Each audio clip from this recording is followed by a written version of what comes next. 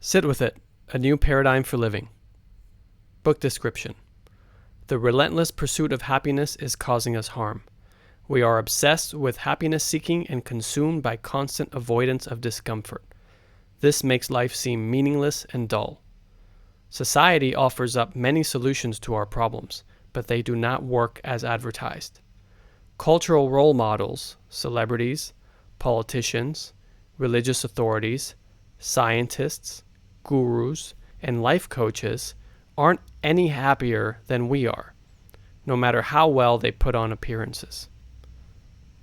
Sit with it. A new paradigm for living explains that we have all inherited a harmful thought paradigm, one which turns us all into pleasure addicts.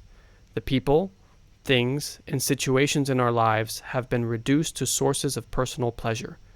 Many of us don't even realize that we are trapped in addictive cycles of distress, compulsion, and pleasure seeking. Asking one simple question can disrupt the status quo. What do I feel when I sit quietly without distractions? Sit with it describes a new paradigm for living, one that provides us the opportunity to change our relationship to the people, things, and situations in our lives. The reader is asked to put its message to the test. Is it possible to gain freedom from the status quo? Find out for yourself. The message. This book presents a new paradigm for relating to the people, objects, and situations in our lives. It describes a way of living different from what most of us are accustomed to. While this text diagnoses the root cause of the dire socioeconomic and environmental predicament that humanity finds itself in, its primary message is about how we live our individual lives. The inspiration for this text came from an unexpected encounter outside of a Starbucks in May 2015. An unkept lady selling white chocolate bars approached me in the parking lot. She told me that she was fundraising for her son, but the chocolate did not seem like your typical school fundraising candy. It looked a lot like a box of retail candy, and I considered the possibility that it had been stolen. Nevertheless, I bought a bar and made my way towards the entrance of the cafe. The woman then surprised me by exclaiming, "I hope it rains today." This struck me as odd, considering that she was on foot. Why would she want to get rained on? I yelled back, "Why?" She answered, "It makes my grass greener." A sudden understanding struck me at that moment. This statement by a vagabond shattered my long-held beliefs about the value of unpleasant things in life. It was as if I had caught a glimpse of a deep truth that I had never understood before. That night and the following morning, a stream of images poured into my awareness. I felt the urge to draw them. This was pure, unencumbered inspiration, the likes I had never experienced before. The drawings looked like the doodling of a madman, but it all made sense to me. More sense, in fact, than anything I'd ever been told or read about the human condition. Over the next few weeks, I attempted to write a manuscript describing this newfound understanding. I failed. It was too much to process at once. After a year and a half of contemplation and consternation, I completed the text and the diagrams for anyone who might be interested. It has now been over 5 years since my encounter with the lady in the parking lot, and, try as I might, I have not been able to discredit what I learned. This book is for those of us who feel that there must be more to life than the drudgery that we face day to day. It seems that we are never quite satisfied with our circumstances. This message is for anyone who is curious to explore what lies just beneath the surface of our everyday lives. It is for those who are beginning to doubt conventional cultural interpretations of what life is all about. There is incredible power within each of us. Our imaginative creativity, combined with our physical and technical prowess, allows humanity to influence the world in ways other species cannot. We can create a vastly different world than we currently inhabit, but our power is being squandered. We unfairly turn the people, objects, and situations in our lives into sources of pleasure, and cede our personal power to compulsive behavior. I don't want you to believe me. What follows is an attempt to outline how you can find out for yourself. The perspective game. There is one caveat I must mention right up front. When reading this text, I ask you to put aside what is called objective knowledge and instead place your focus on your own personal subjective experience of being alive. Most of us are well schooled in objective knowledge. This is a treasured aspect of our intellectual inheritance. As we grow up, we learn that there is an external and verifiable world of facts, figures, and events. We learn logic and how to behave as rational individuals. Objective knowledge is undoubtedly important. It is crucial for survival and socioeconomic success. So by no means am I advocating for fanciful, fact-free thinking. That said, there seems to be no place left in society for the exploration of first-hand subjective experience. Many of us experience difficulty shifting from what I'll call a third-person perspective, objectivity, worldly knowledge, to a first-person perspective, subjectivity, first-hand experience. With this in mind, I anticipate that a reader may relate to this material in 3 different ways. Third person.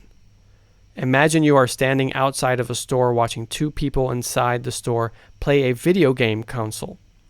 They are facing a large screen television which is turned away from you. Each player is holding a game controller. It is difficult to understand what these players are experiencing and what the game is about.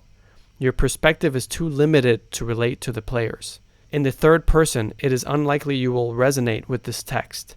I suggest taking this message with a grain of salt and perhaps, in a show of goodwill, attempt to find something contained within it that you can relate to. If there is nothing you can relate to in this book, consider it frivolous and move on. Second person. You are watching 2 people play the video game, but this time from inside the store. You are standing right next to the players and you can see the television screen.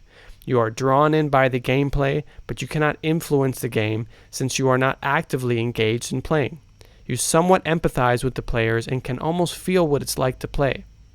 In the second person, some of this content will resonate with you, some will not. You may not fully integrate the information into your daily life, but perhaps your interest will be piqued enough for you to accept some of its recommendations. First person. You are one of the 2 players.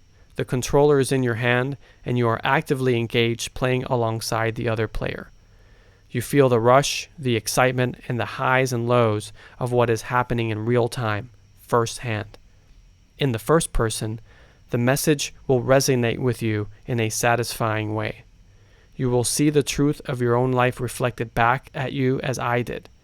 You may already have applied a similar paradigm to your life, or realize that you are totally ready to dive into the approach advocated within. Our inheritance. Problems.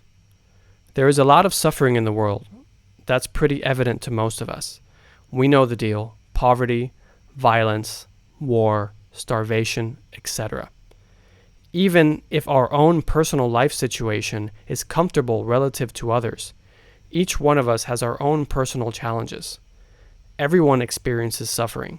No one is exempt, not the poor, the rich, the left, the right, the sick, or the healthy. Every culture has its theories as to why life is so difficult. These usually include plenty of scapegoats. We sometimes place the blame on existence itself with phrases like, "That's life." We learn from a young age that life can be brutal, callous, and uncaring. It's pretty common to view life as a struggle or a battle that must be fought. Things are not necessarily as they seem. We often fail to consider that everything we know has passed through others before it was taught to us. Information is like a baton that is handed off from person to person. The cultural content of current-day society, including most of its basic assumptions, has been crafted over thousands of years of civilization. Our fundamental perspectives on life are learned during infancy, inherited from the society that raises us. As we grow into adulthood, these perspectives and opinions are reinforced via our own observations of the world around us. We fail to realize that these deeply ingrained assumptions about how life operates have crafted the society we are observing. It is a self-reinforcing loop. While many of us feel that we are special, and it is certainly accurate that each one of us is unique in many respects, my view is that most of our thoughts are not unique. There are actually billions of people on this planet who have extremely similar thoughts and thought patterns to our own. As information passes along from generation to generation, some basic thoughts and assumptions about the world become so widespread that we mistakenly understand them to be indisputable truth. Common sense may be common, but it is quite likely to be based on inherited assumptions and biases that we are unaware of. Our inheritance, the big questions and solutions. The relegation of life to a struggle has led humanity to ask some seemingly big questions. How can I stay happy? How can I avoid discomfort? What is the meaning and purpose of life? The validity of the big question seems obvious. Life is full of unpleasant and difficult experiences.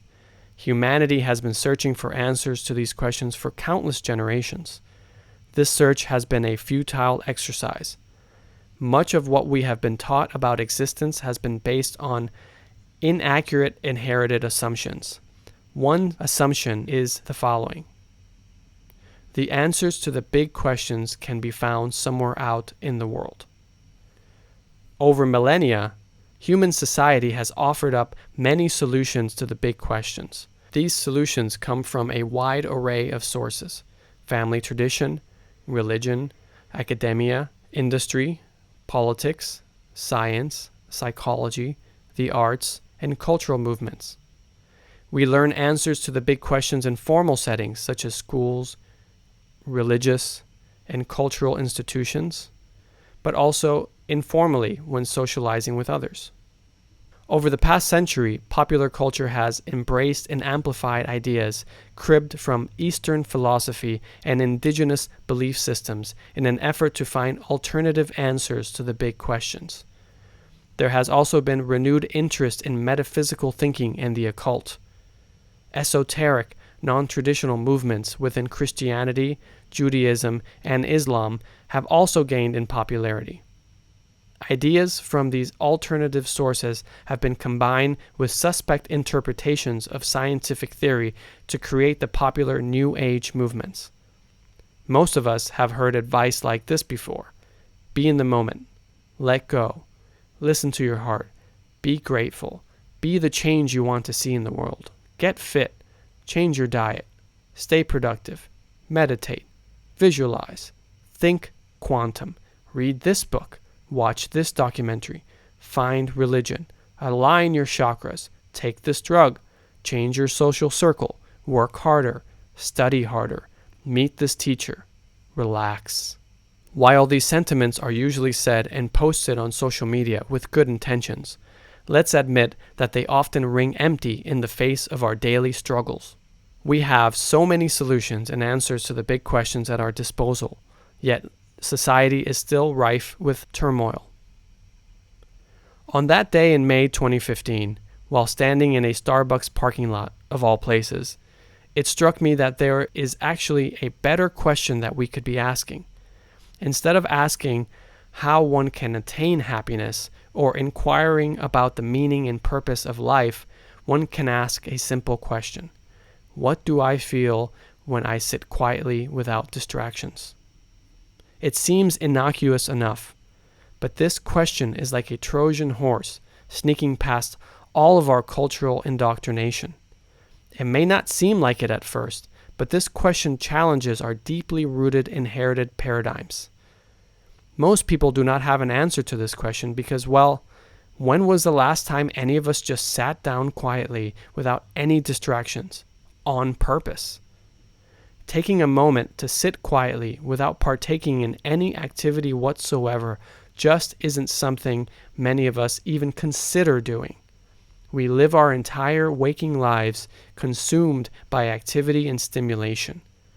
Non-activity is boring and frowned upon by most cultures. Sometimes it is described as laziness. It's understandable. One can't help but think, what's the point? Who in their right mind just sits down doing nothing? There are things to do, people to meet, places to see. When I've asked this question in spiritual or New Age circles, I'm told that people feel peace, tranquility, love. Perhaps this is the case, but I don't think that's a fully truthful response. If that's your answer to the question, perhaps you may want to consider these follow-up questions. Are you being totally honest with yourself? Could it be that peace, love, tranquility is what you expect of yourself? When was the last time you really sat quietly without distractions? No activity at all. No soothing ambient music, nature recordings, or mantras. If you achieve peace, love, and tranquility easily and immediately when you sit quietly, why don't you do this more often? Many who practice formal meditation are caught up in activity, chanting mantras, concentrating on mandalas, attempting to increase compassionate feelings, or focusing on removing negativity from the world. These are all forms of activity, and thus not what I am referring to. Again, the question is, what do I feel when I sit quietly without distractions? Here's my answer. I feel pangs of discomfort and unease, usually starting in the chest area. I feel physical aches and pains in the neck, shoulders, and legs. These uncomfortable sensations are always accompanied by random thoughts that disturb my peace. Anxiety kicks in, and I feel compelled to go do something. I fidget quite a lot. When sitting quietly without distractions, do you feel pangs of discomfort and/or pain? Do you feel compelled to take actions on thoughts or fidget? Do you get the sense that you should be doing something? Our world continues to be full of hatred, sadness, greed, and violence, regardless of all the compelling answers, solutions, and platitudes provided by cultural figures preaching ways of achieving peace. Respected figures in both mainstream society and anti-establishment movements suggest, and oftentimes sell, attractive solutions to the problem of happiness. But I implore you to ask, does their life actually reflect the peace and harmony they are pitching? What happens when these people sit quietly in a room without distractions? Do they feel the same way we do? I'd wager that most respected cultural figures are intentionally or unintentionally deceptive. Their public personas are busy selling solutions to audiences, while their internal lives are fraught with distress. This pointed questioning of ourselves and our role models reveals a truth that is not usually discussed. When placed under the simplest circumstances, most of us feel discomfort and anxiety. If we are to appropriately address what some would call the problem of happiness and purpose in life, we must understand that there is no way out. External solutions are not the key to solve our dilemma, but there is a way inward. We can discover the truth about happiness and purpose by exploring ourselves. Let's begin this exploration by taking a look at our mind. The Trinity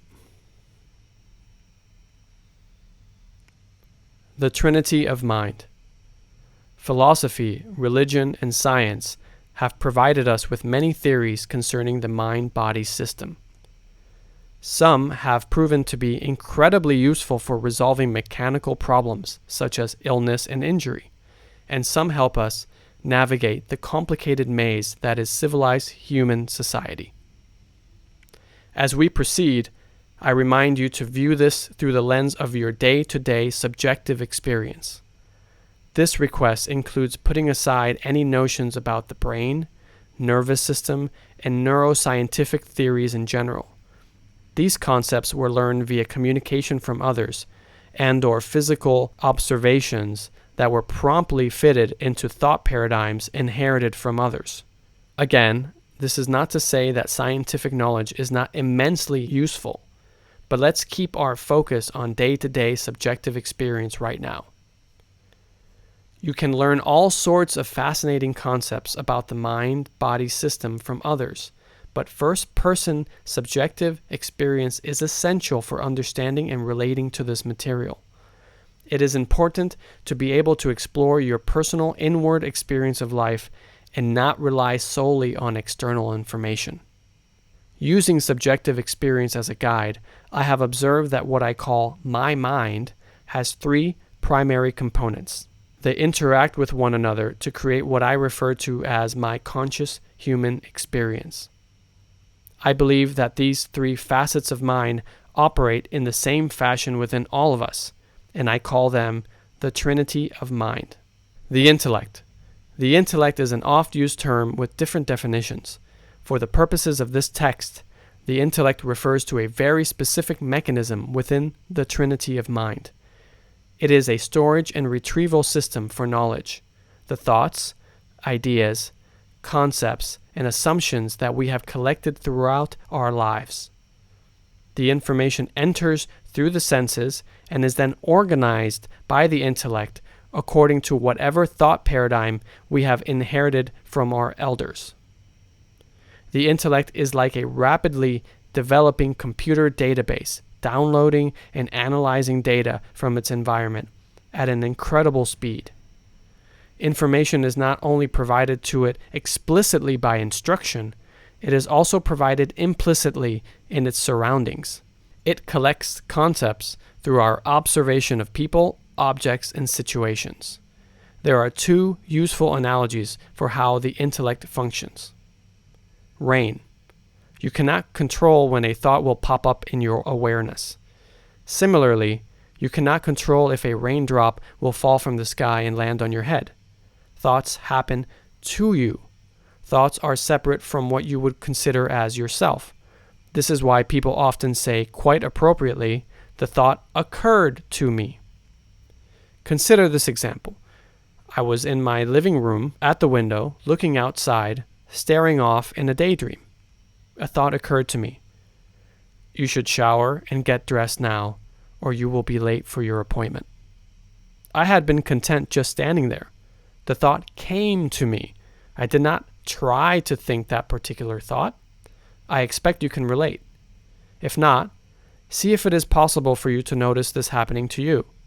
Moments of relaxation are great opportunities to observe how the intellect behaves independently. Bedtime and showers are occasions in which thoughts often barge into your awareness, uninitiated and uninvited. A loyal fetching dog. The intellect is an extremely loyal companion who is here to serve you. It aims to please by helping you solve problems. This loyal dog fetches you thoughts, ideas, and concepts until a problem is solved. It is constantly fetching thoughts for you, seemingly at all hours, attempting to solve your problem. Imagine all of your learned thoughts, concepts, observations, and assumptions as a large pile of dog toys. The intellect runs to this collection, grabs a thought, and brings it to you for acceptance. In my appointment example above, the intellect recognized that there was a problem. I could be late. This was learned from prior experiences. It fetched me a solution. Get ready now. I promptly accepted this idea and took immediate action. The intellect is particularly good at helping us solve mathematical and logistical problems. Consider the last time you solved a math problem. You were presented with a problem to solve, and the answer occurred to you. Perhaps you can recall a situation in which an answer did not occur to you right away. Then hours later, while doing something unrelated, the solution presented itself to you. The intellect had to dive a little deeper in the pile to fetch you the right solution. The intellect is a powerful ally that has helped humanity achieve remarkable technological progress and continues to help us innovate as a species.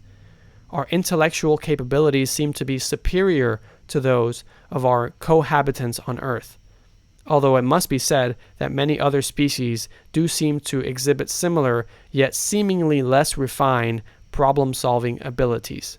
Unfortunately, the intellect is so loyal and dedicated that it can help us right into an abyss. It has no capability for understanding whether a fetched thought, concept, or idea will solve the problem at hand. It only knows to fetch the closest approximation to a solution from what has been collected throughout our life, and then present it. In that respect, it's not too different from an online search engine. Fetched thoughts can be unhelpful and even harmful. Each of us has a database of inaccurate concepts stored within the intellect. It is important to understand that not everything that is fetched to us should be believed at face value, no matter how well-intentioned the intellect may be or how appropriate a fetched solution may seem at first. Using the example above, let's say that my appointment was actually set for another day. The intellect had fetched, "Get ready for an appointment immediately," and while this was well-intentioned, it was not an accurate suggestion. The body. Scientific advancements over the past century have brought us incredible insight into the mechanisms of the human body. The body directs automatic processes such as growth, respiration, cardiovascular function, digestion, elimination, reproductive activity, and death. It produces physical sensations. Two of the most basic are pleasure and pain.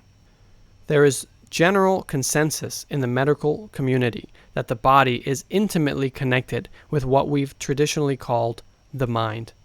Indeed, through subjective first-person experience, you can recognize for yourself that the body has its own powerful intelligence, which does not rely on the intellect to function. The biological intelligence of the body can be subjectively experienced as a separate entity from you. It is an intelligence operating of its own accord, yet still intimately interconnected with the other components of the trinity of mind. The body communicates with you via non-rational and non-conceptual methods.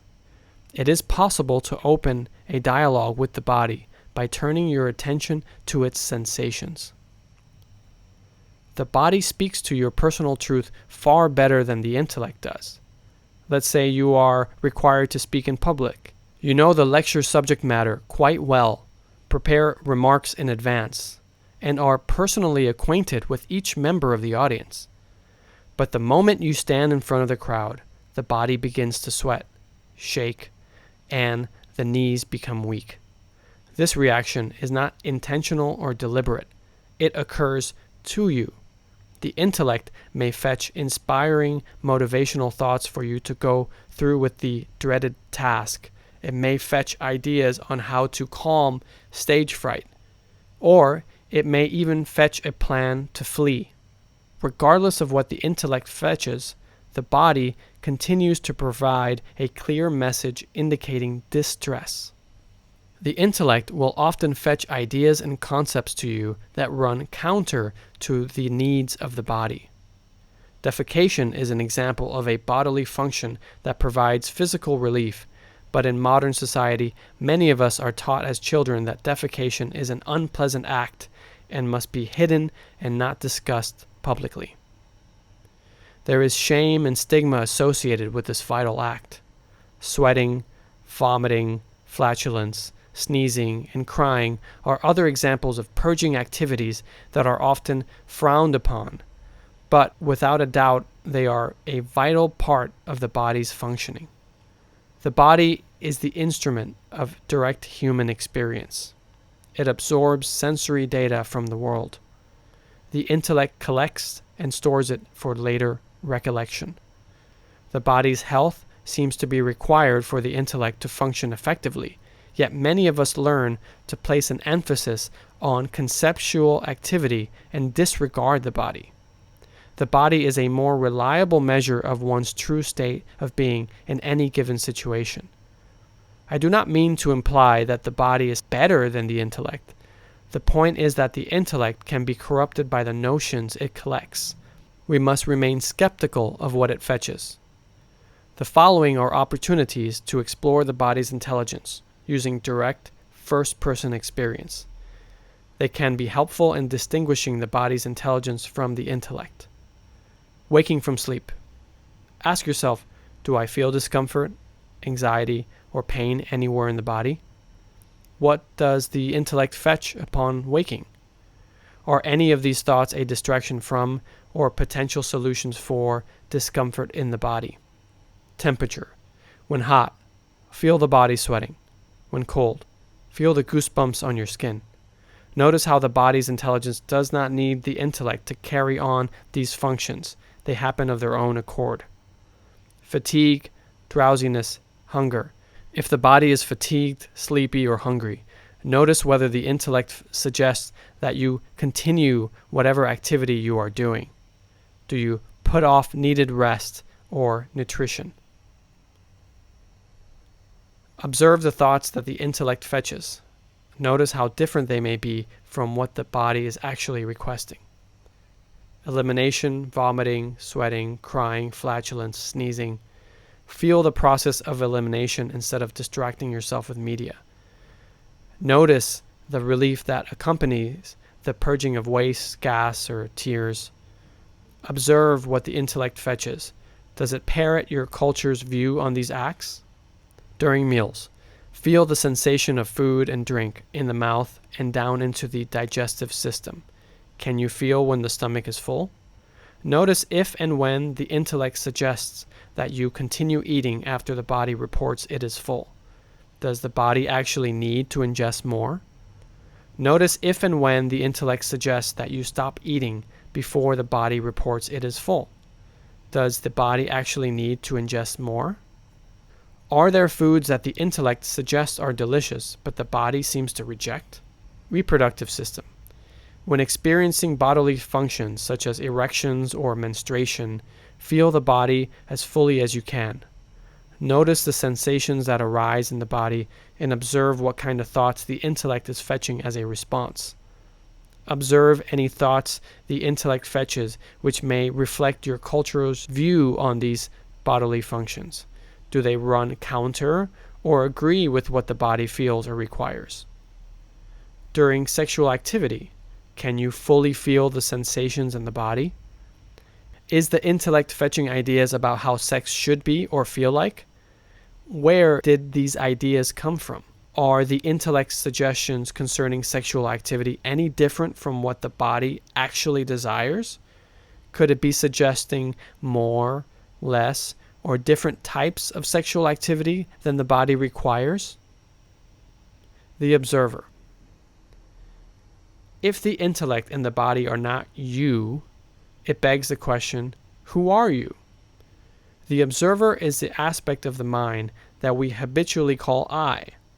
When I say that a thought is fetched for me, and when I say that I felt something in the body, I am acknowledging that there is a separate observer who experiences the activities of both the intellect and the body. The observer is represented by an eye. It is constantly monitoring the body's sensory data and thoughts fetched by the intellect. It can be inferred that the observer is observing even in sleep, since many of us experience intellectual activity and physical sensations in dream states. The observer is not only the watcher, but also the decider. As the observer, you can choose to accept or not accept the suggestions fetched by the intellect. You can either acknowledge or attempt to avoid the sensations coming in via the body. The observer seems to be the only aspect of the trinity of mind that exhibits free will. The intellect fetches on its own accord, but its content is programmed by its environment. The body responds to stimulus on its own accord, but is programmed by its physical structure. As the observer, you are able to make a binary yes or no choice when presented with the data coming from the other two aspects of mind. There is a popular misconception that human beings make decisions based solely on rationality. That is to say, the intellect is the decision maker. Even science is coming to terms with the fact that so-called rational decisions are post-decision rationalizations. We often attempt to explain away our choices by regurgitating inherited ideas fetched by the intellect. Eastern traditions, like Buddhism and Hinduism, place a lot of emphasis on the observer. But for the purposes of this text, it is not necessarily more important than the intellect or the body. They are all indispensable facets of the trinity of mind, and working in unison, they create what we call human experience. To understand the observer, one does not have to indulge in ancient philosophies, spiritual beliefs, and/or religious creeds. Instead, the way to understand the observer is to experience firsthand that the intellect and the body are autonomously providing data to a seemingly separate entity, you. One can isolate the observer through a process of reduction and elimination. For example, if the body loses a limb or becomes paralyzed in some fashion, the observer is still there to maintain a collective sense of I. As an individual with 2 legs, I consider both legs to be a part of me. If one of those legs is severed and lost, I no longer consider it to be me. This thought exercise can be continued until all limbs and non-vital components of the body are severed. The sense of I continues regardless of the mutilation. It can be argued, and some do, that the observer continues to observe after the body ceases to function. In the case of those with Alzheimer's, amnesia, and other similar conditions, both the body and the intellect are damaged. The intellect of the afflicted person can no longer fetch accurate biological details, but a sense of I continues regardless. The observer seems to endure the corruption of both the intellect and the body. Very broadly speaking, traditional Western thought has placed an emphasis on the intellect, while Eastern thought has traditionally advocated a shift in attention to the observer, which is sometimes referred to as the self, the Atman, or Brahman. The body's immense intelligence and power have been disregarded and denigrated throughout much of civilized society. Religious dogma around the globe often treats the body like an animalistic, lowly creature with tendencies that must be subdued. As a species, we have lost the body's proper place in the trinity of mind. We have been so busy loading the intellect with knowledge that the body's signals have been ignored and misinterpreted. Could it be possible that this incredible biological intelligence is attempting to communicate a message? Have we been too distracted by the intellect to notice? The status quo. A particular thought paradigm has been passed on from generation to generation for thousands of years. Whether we are aware of it or not, there is an implicit false assumption at work within all of us. If we are undisturbed by negativity, we will experience a state of happiness, tranquility, and peace. This pleasurable state is a default mode, a baseline state of being. This view is so ingrained in us and those around us that it is difficult to see things in any other way. This diagram demonstrates the status quo thought paradigm. We begin at the starting point, undisturbed and feeling good. Then negativity enters our life in the form of an event or a thought. We fall into a pit of discomfort, sadness, and/or pain. We must pick ourselves up from this awful state. We take action and/or change our mindset in order to return up to our happy, pleasurable state. But as you can see, no matter how many times we pick ourselves up, there is always another negative event or thought up ahead. This cycle of ups and downs leads to another falsehood, which further influences how we view life. Unpleasant sensations are caused by unfortunate events and/or thoughts. This certainly seems to be true for physical injury. If your skin comes into contact with a sharp shard of glass, it is likely you will be cut. If you trip, it is likely you will fall. But this causality should not automatically be applied to the realm of emotional well-being. When something we label as unfortunate happens in our life experience, we perceive it as a fall from our baseline pleasure state, a loss. Unpleasant sensations, commonly labeled as heartbreak, are felt in the body. A common refrain in statistical work is that correlation does not equal causality. Just because a loss is perceived at the same time that a heartbreak is felt does not mean that the discomfort was caused by the event. They go together is different from one causes the other. A third falsehood is that distress is unacceptable. Most of us have accepted the assumption that we should remain in a state of constant happiness, a permanent pleasure state. We believe that reducing unfortunate events and eliminating disturbing thoughts will allow for pleasure, happiness, and comfort to continue unabated. Even those who give lip service to the concept that negativity has its proper place in life maintain a subtle, and sometimes not so subtle, desire for permanent happiness.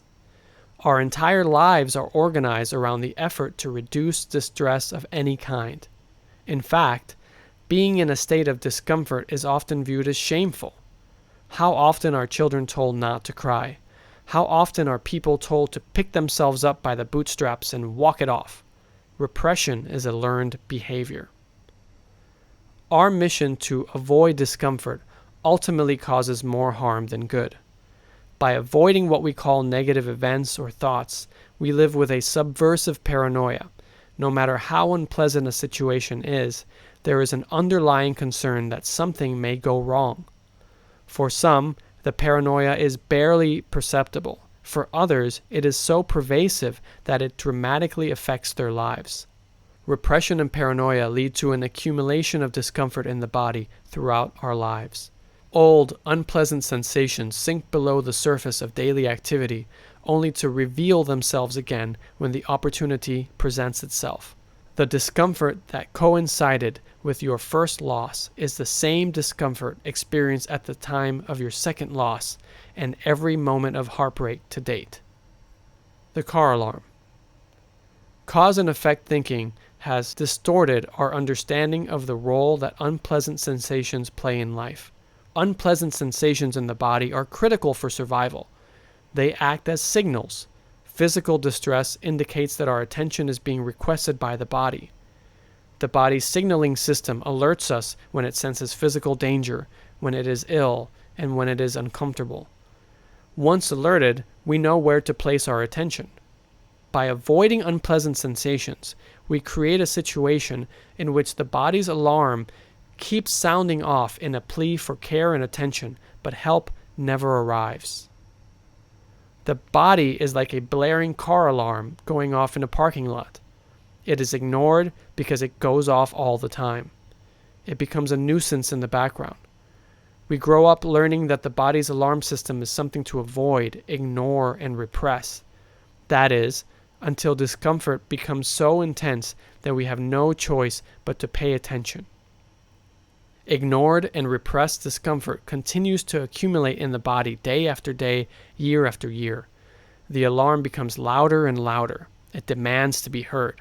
For some, these sensations are so powerful that they manifest as physical pain, dysfunction, and illness in the body. Sometimes irreversible damage is done. The uncomfortable sensations felt while sitting quietly are the body's alarm systems going off. Any felt agitation, anxiety, discomfort, and/or unease is a request for attention. We can observe these sensations and allow the body to express itself without judgment. But not many of us do this. Instead, we live in a constant state of distraction caused by the activity of the intellect. We do not value the body or take time to listen to it. This is a species-wide problem. We devalue, disregard, and misunderstand the body's intelligence. Instead of understanding that unpleasant sensations are a distress call, we have decided that they are a problem to solve. The problem of how to attain permanent pleasure and avoid discomfort becomes a pressing concern. As always, the intellect is there to solve any problem presented to it. The demand for pleasure. The intellect's problem-solving abilities have propelled the human species to heights of accomplishment that our ancestors could never have imagined. Humanity's technological aptitude has never been as impressive as it is today. There are billions of us with an extraordinary problem-solving mechanism built right into our minds. Yet somehow, we have not been able to create a harmonious society. Instead, humanity has created a dystopic worldwide civilization which presents a grave threat to the biological homeostasis of the planet. We seemingly have the technical know-how and the resources to solve the logistical problems that our species faces, but spend our individual and collective energy attempting to find a solution to a non-existent problem, our personal discomforts and distress. Human activity is not fueled by forces of greater good or a greater evil. It is not driven by innovation or by schemes to benefit or harm others. If you look closely, we are all striving in one way or another to enter a state of uninterrupted happiness, a state of permanent pleasure. This craving creates a massive global diversion of human resources away from meaningful activity towards the superfluous and too often the dangerous. A popular status quo assumption is that the various aspects of biological survival, the need for nutrition, shelter, transportation, sex, is what motivates all civilized human activity. This idea is planted within the intellect during our upbringing, and it is reinforced throughout adulthood by the very culture that implanted it. On its face, it seems like a fairly obvious truth. Of course, we all have strong biological needs, but when closely examined, this idea doesn't quite hold up to scrutiny. If survival is the primary motivator of most human activity, one can argue that the human race would have stopped innovating after the basics of survival were attained by most of humanity. There is evidence that the human race thrived around the globe for hundreds of thousands of years, relying on relatively simple and highly effective hunter-gatherer survival techniques.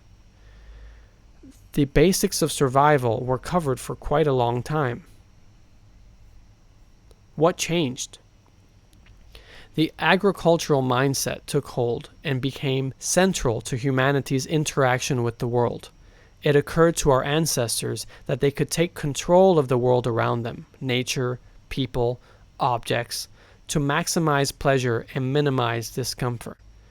Agriculture led to an accumulation of resources previously unheard of in human society. Since then, generation after generation has learned to demand pleasure permanence from every moment and facet of our lives. This demand is not instinctual. It is not biological. It is an inherited thought passed along to every new member of the species. Our relationships with the people, objects, and situations in our lives are warped by the demand for pleasure. We learn to avoid discomfort and then use everything and everyone we can as a source of gratification. Let's look at the visual representation of how this works, the life wave. At the bottom of the life wave, you'll find the distress accumulated in the body.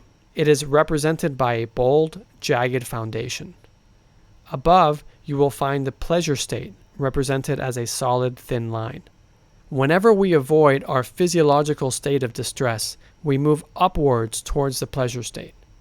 This movement represents the clinging to the people, objects, and situations in our lives in order to maintain comfort. Unfortunately, life does not behave in accordance with our demand for consistent, permanent pleasure. The very people, objects, and situations that we obtain pleasure from will inevitably disappoint our expectations and literally let us down. What we call psychological fear begins right at the crest of the wave, just as it begins to turn downwards, away from pleasure and towards distress. The uncertainty of whether or not pleasure will continue creates a sense of danger. The intellect attempts to avoid a fall into discomfort by suggesting ways that we can remain at peak pleasure. But fetched solutions often cannot compete with the body's urgent distress signals. Getting stuck at the crest is what we call stress. Stress is the stubborn resistance to a letdown.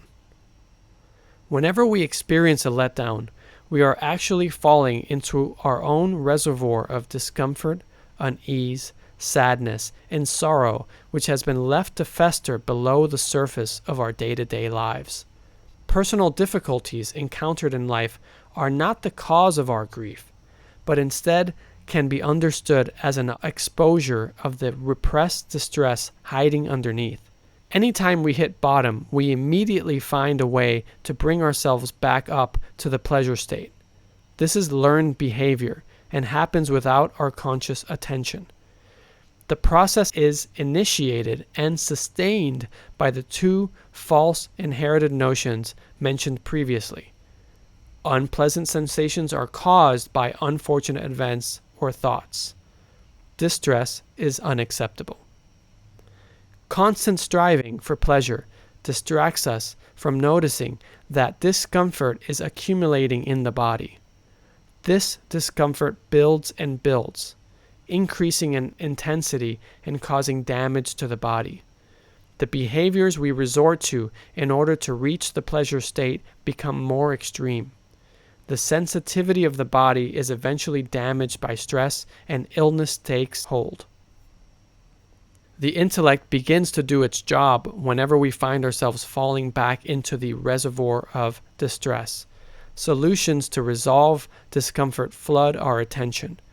Possible solutions to discomfort can come from any aspect of our lives. Anything we have learned to value can become a possible solution to our discomfort. In a very real sense, we become addicted to the people, objects, and situations in our lives. Whether we are conscious of it or not, we all live in constant hope that our pleasure sources will continue. We deny that life involves never-ending change. We demand permanence because we think it will ease our discomfort. This does not mean that the people, objects, and situations in our lives are necessarily bad in themselves. The way we relate to our lives is the issue. Let's explore how we are placing unfair and unrealistic expectations on the people, objects, and situations that matter the most to us. The categories. The intellect fetches solutions from 6 broad categories. It is important to keep in mind that the following categories and their contents are not inherently harmful in themselves. Our emphasis should be on the demand for pleasure that we place on them. There are no clear lines of separation between each category. They influence and feed into each other. For brevity's sake, what follows is a surface-level review of each category. Attention. Family, romantic, sexual partners, co-workers, strangers, pets. The impulse to receive attention from others is extremely powerful. We share close bonds with our family members and those in our community. Our bonds with other creatures on Earth are also important to us. As primates, it seems that relationships are essential to survival. Utilizing relationships solely for the pleasure we derive from them is a very potent way to distract ourselves from inner distress, perhaps the most potent. The opinion of others is intoxicating, whether one realizes it or not. Entire lives are lived in fear of losing positive esteem from others. The attempt to maintain approval from others is a strong motivating factor when making lifestyle, relationship, and career choices. There are those who criticize themselves so others will not. This is the root of perfectionism. Self-criticism and overachievement are forms of self-protection. They are behaviors covertly meant to protect the pleasure received from the positive attention of others. Procrastination is the need for positive attention to the point of hesitation and inaction. The possibility of losing someone's respect or praise causes one to delay taking actions that are necessary and/or desired. Attention-seeking behaviors are often misunderstood as having a purely biological basis. Some dismiss this compulsive behavior as instinctive and a natural part of the human condition.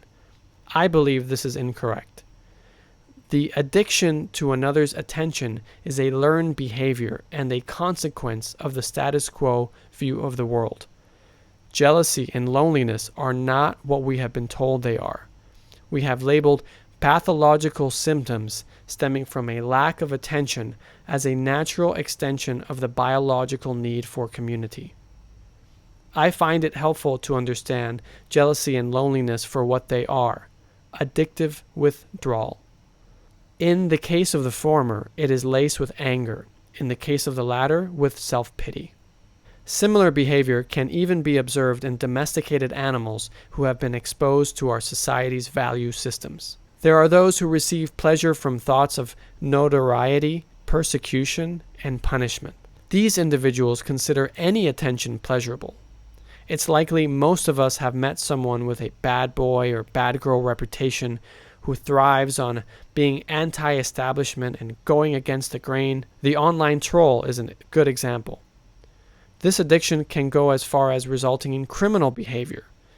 Those who enjoy sadomasochism can attest to the fact that one person's pain and humiliation can be another person's pleasure. Status comparison. Knowledge, skills, abilities, societal accomplishments, material wealth, asceticism, pride, physical attributes. The intellect fetches previously learned measures of comparison so that we may rate ourselves against others. It even offers suggestions of what other people think of us. Pragmatically speaking, a confident personality seems to be a beneficial trait in modern-day societal dealings. But the insatiable need to stand out from the pack can easily become a major obsession. What we own, what we know, how we look, what we've accomplished, where we are from, and the education we have received are only a few common measures of comparison. There is virtually no end to using competition as a source of pleasure. The obsession with winning can be all-consuming. Comparison can lead to disastrous consequences, such as the myopic focus on achievement, asceticism, extreme body modification, eating disorders, reduction of living standards, and the obsessive accumulation of material wealth. One of my personal favorites is the competition for humility amongst those who obtain their pleasure from spiritual and religious status. A cliché, down-and-out gambler and the stereotypical yogi ascetic are suffering from the same compulsion. They strive for the pleasure rush of the win. Conversely, one may receive pleasure from being different, special, or uniquely unspecial, blending into society seamlessly. These are all forms of pride. Obsession with status and the securing of one's place within a hierarchy leads to manipulative decision-making behavior. People, objects, and circumstances become game pieces to be manipulated as part of one's obsessive pursuit of pleasure. The thrill of being able to coerce and influence others is intoxicating. Many behaviors that arise from an addiction to status tear at the fabric of our society. The blame game, a form of protecting one's status at the expense of someone else by shifting blame to others, is pernicious. Others, like sabotage and revenge, serve to heavy-handedly alter the power dynamic between people. Schadenfreude can easily become a default reaction to the misfortune of others.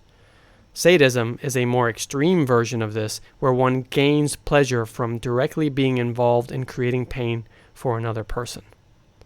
Intoxicants. Food, sexual stimulation. Many cultures consider food consumption, the use of medicinal substances, and sexual activity, both for reproduction and social bonding, as sacred acts. These acts transform one form of matter and energy into another. They ensure the continuation of the species and are thus highly valued. The body can only handle a certain amount of ingestion and sexual activity. Once it is satisfied, it will signal to us through sensation. The intellect may continue to fetch suggestions on what one should eat and drink even after the stomach is full. It may suggest ways in which sexual pleasure can be obtained, even though the body is in a satisfied state. The pleasure provided by food, drink, and sex seems so natural to the body that an addiction can be easily overlooked as harmless, normal indulgence. The body's state of satisfaction is often overridden. This results in a myriad of chronic health problems such as obesity, diabetes, cancer, and cardiovascular illnesses. Humanity's technical knowledge has led to incredible advances in medicine. We have powerful medicinal tools that treat severe physical injury and illness, while others, such as psychedelics, provide us the opportunity to explore our inner psychic contents in profound ways. But the ever-present mission to avoid discomfort leads us to focus on the pleasure high that drugs provide and disregard the proper uses of these substances. The notion that substance abuse results from psychological and behavioral issues, not the inherent addictive properties of a substance, has gained prominence in treatment circles. An addict is understood to be self-medicating inner trauma. It is common for a drug addict to stop their use of harmful substances by replacing their drug of choice with less harmful compulsions, such as exercise. Those who quit smoking tobacco cigarettes often employ this technique. Unfortunately for some people, replacing pleasure sources may not help. Sometimes so much damage has been done to the body that no replacing of one's pleasure source will improve their health. Sometimes the physiological dependency becomes so severe that the body requires the drug just to operate normally. And worst of all, sometimes the substance being ingested is so harmful that the body ceases to operate. It is important to note that the addict label, so stigmatized in society, applies to many of us who have never considered ourselves as such, but live replacing one pleasure-inducing activity with another in a futile search for sustained pleasure. Emotional coping, pessimism, cynicism, anger, retaliation, complaining, escapism, self-pity, self-harm, grief.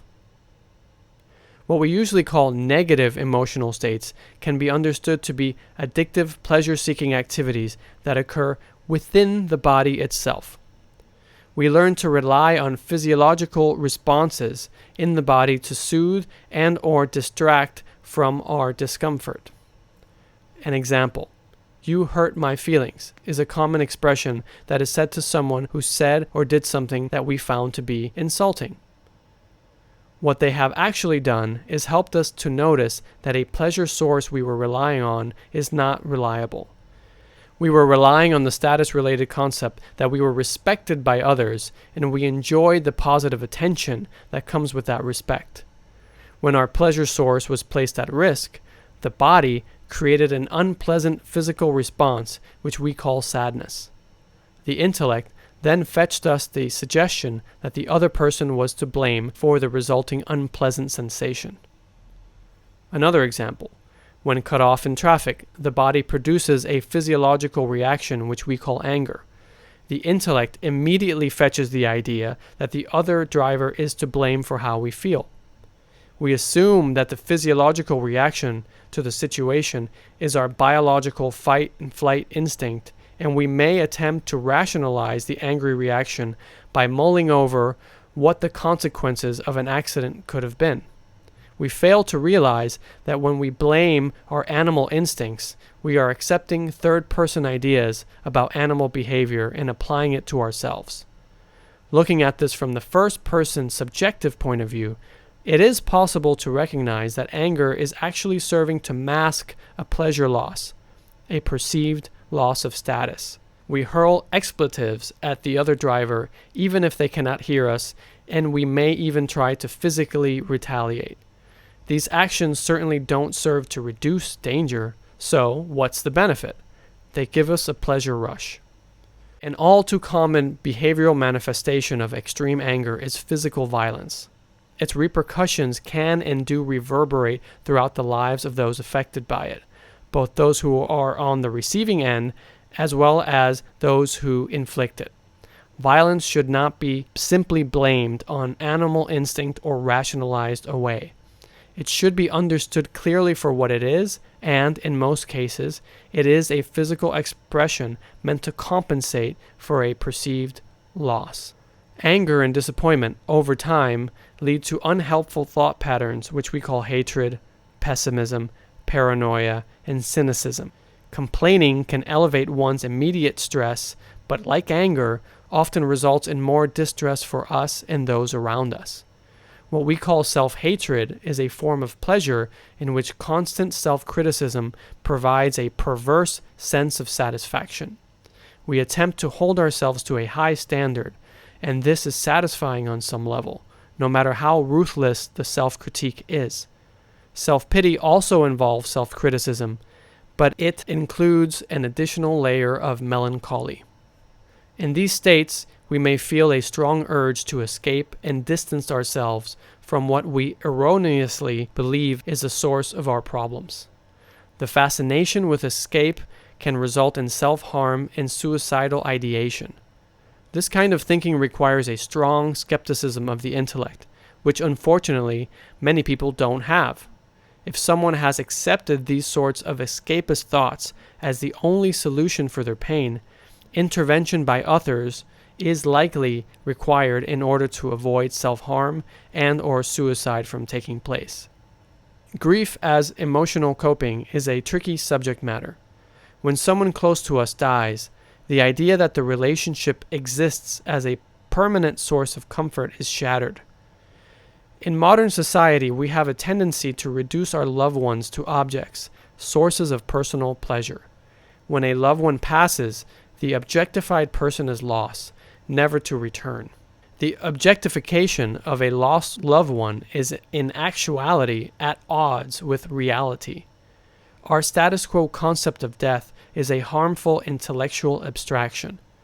What we know of death is a learned concept based on the observation of the death process in others. What we call death is a transformative phenomenon of the body, one that is not fully understood by humanity, which has been blinded by preconceived notions. We have no idea of what death actually involves in the first person, as the witnessing observer. The body should most certainly be allowed to purge tears and express the uncomfortable sensations that arise. But it is also important to recognize that long-term grief can have devastating effects on the body. Grief can become a long-lasting, unhealthy clinging to what once was. It can go unexpressed for years as we attempt to ignore the pain and try to go about our normal lives. This repression adds to our reservoir of discomfort. Any loss, including the heartbreaking loss of a loved one, is an opportunity to understand the unrealistic expectations of permanence that we place on our relationships and the world as a whole. Perhaps, if we truly internalize the notion that nothing is permanent, it will be possible to honor the passing of a loved one and express grief in a cathartic fashion without accumulating more discomfort in the body. Distraction. We use daily activity as a distraction from our inner discomfort. It would be impossible to list all the ways we distract ourselves here, but I'll cover some major distractions and diversions that I have encountered. Perhaps you can add your own proclivities to the list. Shopping. A top pastime in modern society. Many of us know the jolt of pleasure we receive from a newly purchased item. Pathological altruism. Our survival as a species relies on cooperation, and, understandably, we are often encouraged to serve others. Giving provides us with gratification. We believe that we are living up to the highest ideals of mankind. We are taught to value those who put others ahead of themselves. We attempt to live up to inherited expectations of what a good person should be and repress our own individual urges. There are those who give to the point of forgetting to care for themselves. Overextending oneself due to altruistic ideals will not solve or reduce the underlying distress in the body. Knowledge collecting. We are curious creatures who get pleasure from learning new things, but we have fallen into the trap of fetishizing intellectual knowledge. There are those who spend their lives focused on academic, intellectual, and scientific pursuits. They lose sight of the fact that there is more to life than adding and rearranging content within the intellect. Collecting new belief systems is also a popular activity. Those in self-help, spirituality, and New Age communities immerse themselves in exotic, esoteric belief systems while disregarding their inner reality. Others are absorbed in existing orthodox belief systems inherited from families and communities. Religious and political ideologies are examples of common dogmatic thought systems that serve to disconnect us from our own inner experience. Experience collecting. The bucket list phenomenon is a good example of experience collecting. Lasting pleasure and satisfaction seem one experience away, but when a highly anticipated experience comes to an end, it's only a matter of time until one's underlying dissatisfaction creeps in again. There is always something else to see and do. Constantly seeking more activity only distracts from what is happening right here and right now inside of you. Work. Our increasing reliance on productivity has become a pervasive addiction. In Japanese culture, there is a word that literally translates to death from overwork. Those who die of karoshi are lost in harmful cultural ideals collected and fetched by the intellect. They live and die utterly disconnected from the body's need for rest and recovery. Physical training. There are those who live and breathe gym life. Their opinion on what is reasonable physical health is often distorted due to inherited ideas. There is plenty of evidence that human beings are generally at their healthiest when physically active on a regular basis. But the body has limits. Pushing these limits with extreme activity and ingesting substances to increase the body's natural abilities is another way that people override the body's intelligence in favor of fetched ideas from the intellect. The body can only take so much manipulation and strain before dysfunction sets in. Media consumption. Media is consumed in a multitude of ways.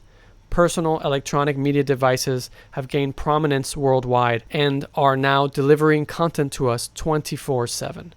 The addictive nature of smartphones is but one example of the media's mesmerizing effect on people. Media creates fantasy worlds that are often more enticing and involving than our daily routines. Enveloping ourselves into media narratives, whether they are fictional, political, or athletic, leads us to deprioritize the people, objects, situations, and environment around us. Electronic devices and books strain the body with awkward postures and place heavy demand on the eyes and the visual cortex. Many of us spend hours upon hours downloading media right into the intellect. This content inevitably shapes our perspective on reality and provides the intellect with fresh, new solutions to our perceived problems, and serves as a massive distraction from what is happening within the body. Imaginary time. Recalling past experiences, pleasurable and unpleasurable. Imagining future experiences, pleasurable and unpleasurable. The intellect is a storage and retrieval mechanism that does not distinguish between the past, the future, and the present. It may fetch memories or future possibilities as a remedy for your current distress. No past event or imagined future can bring you sustained happiness. Hope is often touted as being beneficial, a pillar to lean on during challenging times. I stress caution when you find yourself relying on hope. Overdependence on past events and imagine future scenarios will only distract you from present moment realities. The intellect sometimes fetches unpleasant old scenarios from your memory in an attempt to solve them. It also fetches imaginary future problems and then suggests potential solutions. When working on logistical matters, evaluation of past performance and planning for future activity is certainly beneficial. But let's be clear, you cannot act on the past or future. You can only act on what is happening right now, in the present. There is a strong emphasis in self-help, spiritual, and New Age circles on remaining in the present moment. I agree that the present moment is all we have. Past memories are always recalled in the present, and they are strongly influenced by how one feels when remembering them.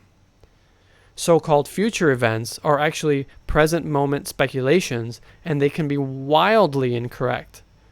One must be aware that the present moment trope, ever present in social media, can easily become just another fetched solution, yet another intellectual thought to cling to. Many who go on about living in the present moment are in fact fooling themselves. They cling to this pleasurable concept whenever they need to avoid discomfort, the very discomfort that makes up the true reality of the present moment. This isn't about shame or guilt. In order to fully appreciate the life experience, we must understand how we have become lost in the intellect's relentless pleasure-seeking. Exploration of ourselves and our behavior isn't about shame or guilt. It is simply an examination of how we relate to the people, objects, and situations in our lives. Each of us must consider how often we have crashed into despair, discomfort, and pain after losing grip on someone or something that we thought to be the source of our happiness. Life expresses itself in various shades of color. Nothing is black and white. Nuance is important. We enjoy the pleasures of the world, and there is nothing inherently wrong with that. Forced prohibition, repression, and renunciation is just the intellect fetching inherited moralistic thoughts that serve to increase one's status. We have every right to enjoy rich and dynamic lives, and there is no sense in beating ourselves up if we have compulsions. The key is to be honest with ourselves about them. No problems, only solutions. The intellect fetches solutions in an attempt to soothe repressed signals in the body. But for those of us fully invested in the status quo, nothing seems to work.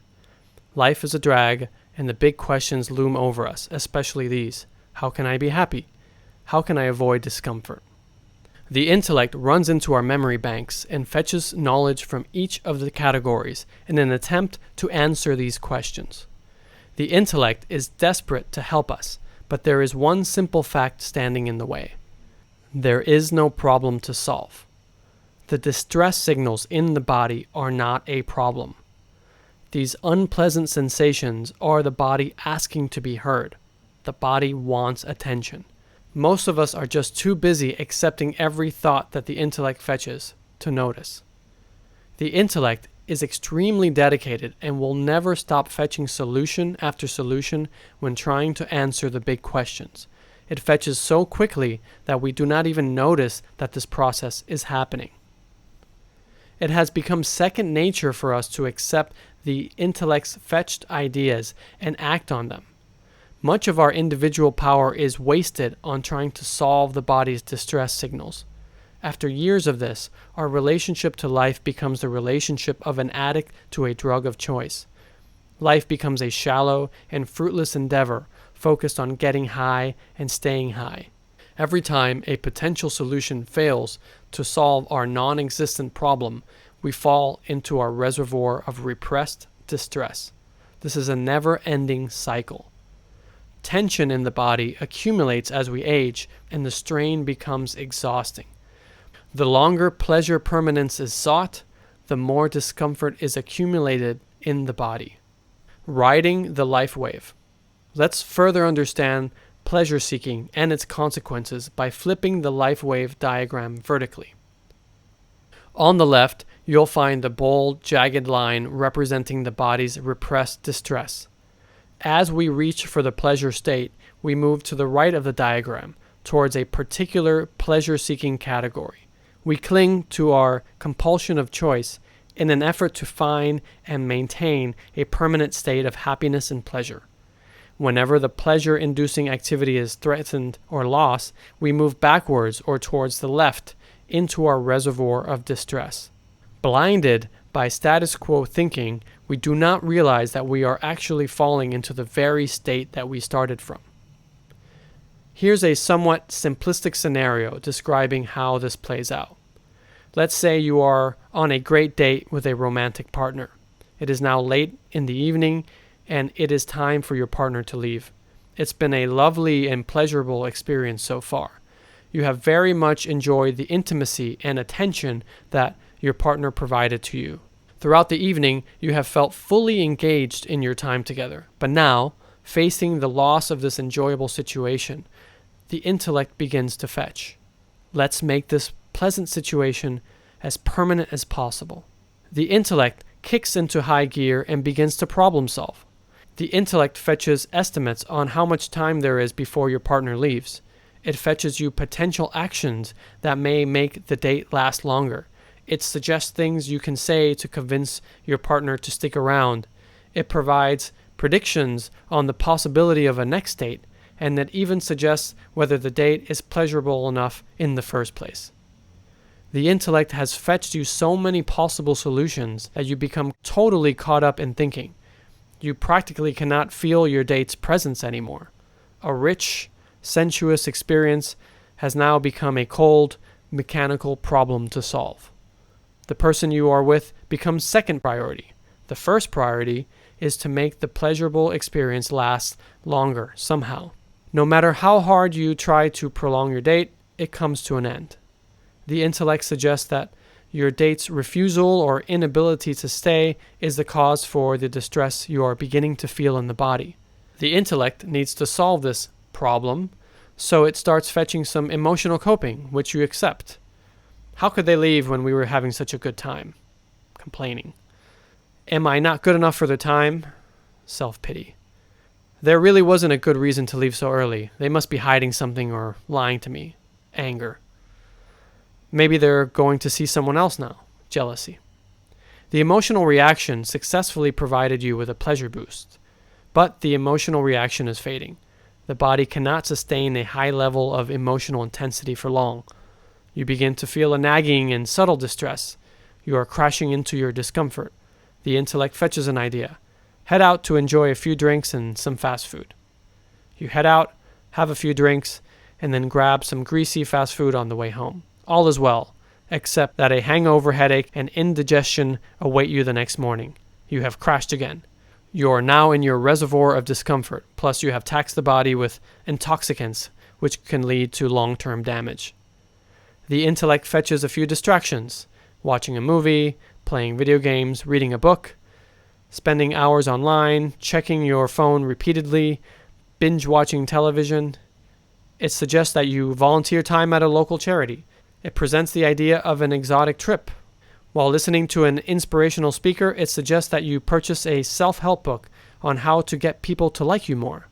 Then, as you lay down to sleep, the intellect continues to ruminate. It begins to compare. Well, at least I'm not as bad as that celebrity embroiled in a scandal. I have a nicer car in place than most. Maybe some plastic surgery could make me more attractive. None of this is resolving the distress. Perhaps a few nostalgic remembrances or hopeful ideas about the future will cheer you up. You start reviewing your imaginary timeline.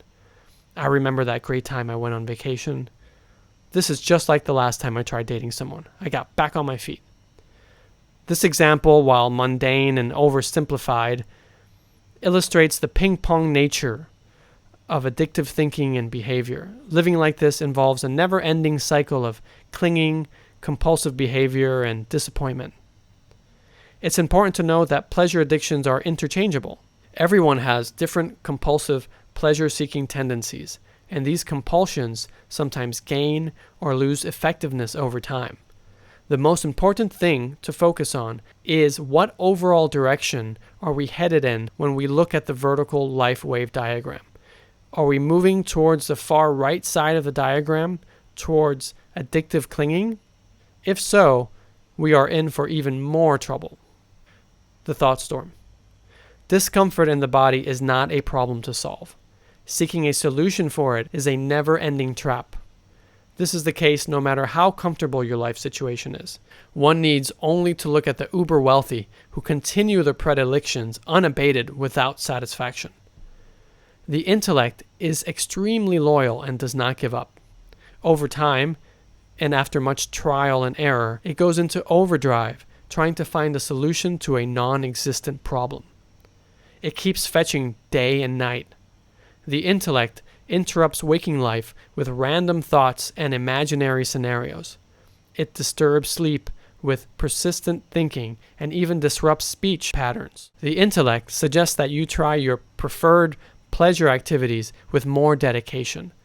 The intellect fetches thoughts like try harder, try longer, try more.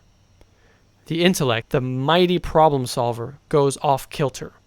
It begins to combine the categories in an attempt to find consistent pleasure somewhere, anywhere. As you grow older, the intellect creates an entangled mishmash of thoughts, ideas, and possible solutions. Individual raindrop-like thoughts become an unrelenting force, the thought storm. The constant stream of solutions begins to resemble a Category 5 hurricane. It is a storm of torrential thoughts bombarding us. There are lightning bolts of emotional coping, frustration, confusion, anger, and sadness. It's easy to feel helpless as thoughts and emotions batter us like hurricane-force winds. In the thought storm, we become disoriented by the downpour of thoughts and we lose our footing. Counseling from others, no matter how interesting, seemingly helpful, or relevant, gets tossed in the thought storm. These ideas get lost in the wind. Simply adding new knowledge, beliefs, and facts into the thought storm will not bring us peace. In the thought storm, it is impossible to see clearly. The intellect has clouded our view of the world and ourselves. Misguided ideas eventually form into harmful ideologies that have little or no basis in reality. Adding to ourselves or our knowledge will not help us exit the thought storm. For those of us caught in the thought storm, no media content, family member, priest, professor, spiritual guru, or life hacker can provide a way out. We are trapped. It is a finger trap-like scenario. The more you struggle and attempt to pull yourself out of the thought storm, the more stuck you are. It's easy to think of the intellect as a villain, especially when there are many people who provide misguided advice such as, we must reprogram our thoughts, we must clear our minds, we must enter into a thoughtless state, we must tame the monkey mind. These beliefs are harmful delusions. The intellect is an essential part of the trinity of mind. The intellect may have been compromised by misinformation, but this does not mean it is some terror to be rid of.